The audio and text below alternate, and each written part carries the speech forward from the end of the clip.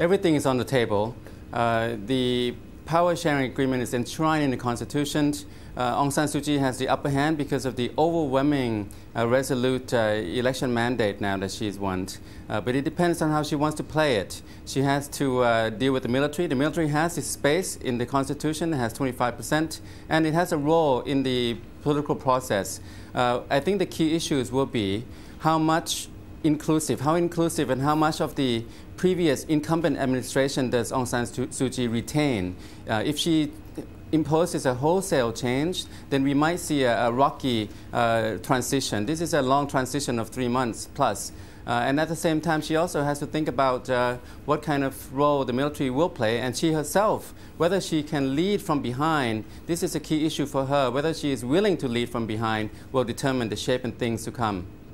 You said there that everything's on the table. What about amending that article in the Constitution, which effectively bars her from becoming president? Could that be negotiable in the days ahead, even though the army does have enough seats in Parliament to block that sort of constitutional change?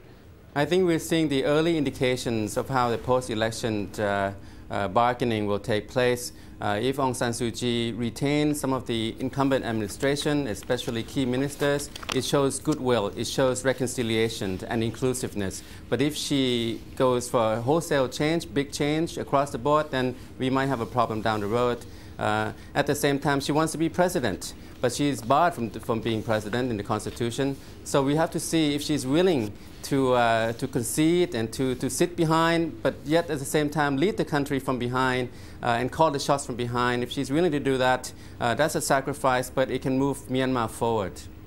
Clearly she needs the military's help in governing, as you explained there. What about when it comes to the other issue of dealing with some of the minorities, particularly the Rohingyas, and what human rights groups have referred to as the ethnic cleansing of Rohingya Muslims? How much ability or even appetite will Aung San Suu Kyi have to deal with problems like that?